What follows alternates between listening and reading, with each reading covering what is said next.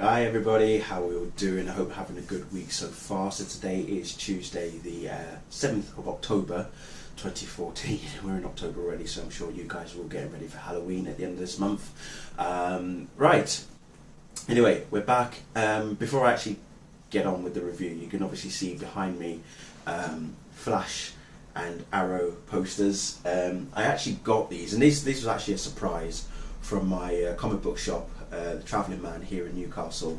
I went to pick up my comics on Saturday, and these two were bundled up with the comics.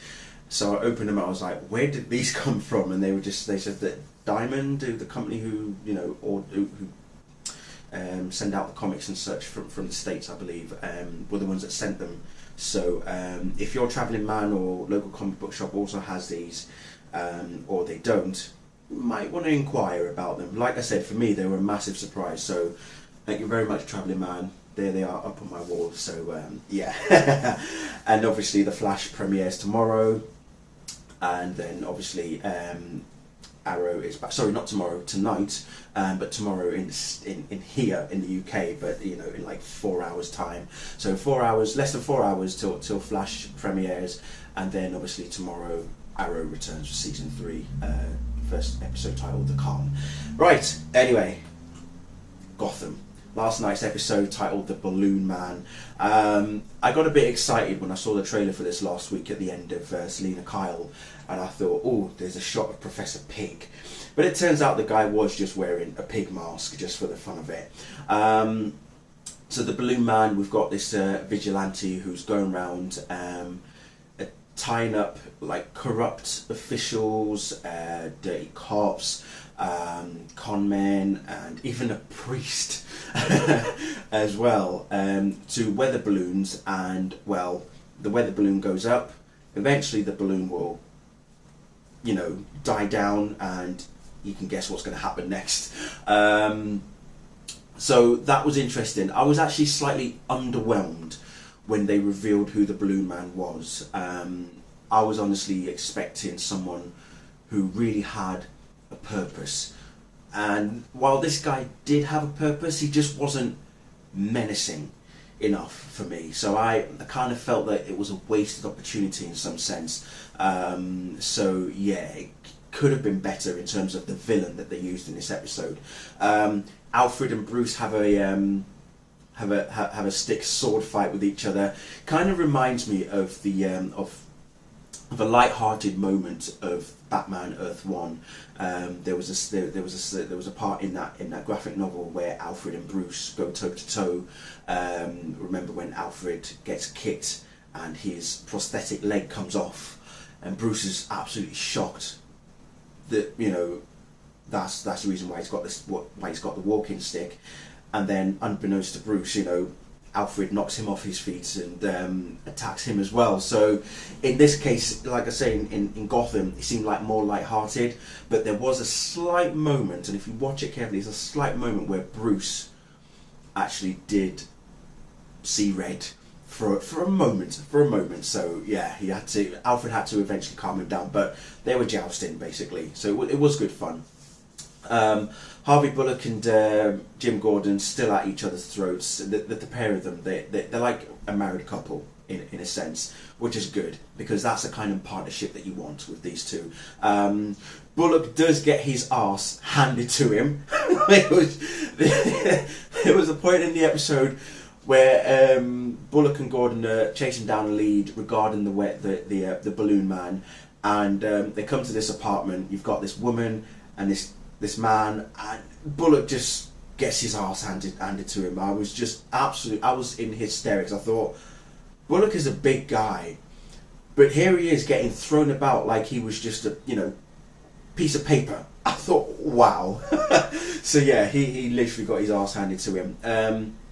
Fish Mooney, she is still as menacing as ever. She's got plans, and she eventually relieves her boy toy as such.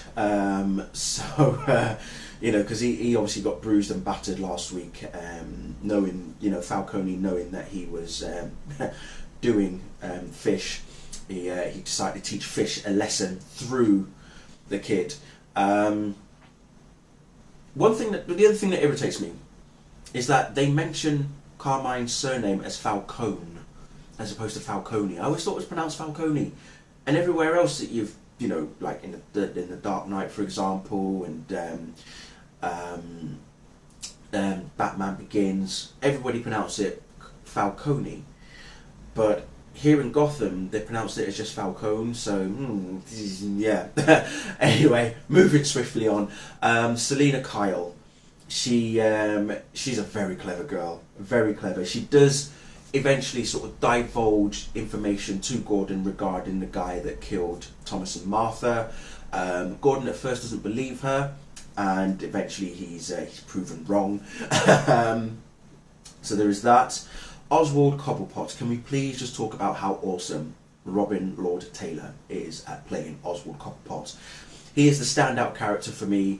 Along with Fish Mooney and also Selina Kyle. For me, they are the three main ones that are just really, enlightening the show in some respects.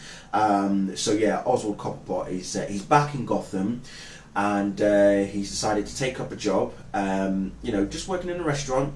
But he's starting low. He's obviously going to work his way up. We know the history about him. We know what his future is going to be. But this is the moment of where we are going to see how he rises up the ranks. It's going to be interesting to see how this guy, he can take care of himself. There's no doubt about that. It shows it in this episode how he can look after himself, and if need to, he gets his hands dirty. We've already seen in the past couple of episodes how he can get his hands dirty.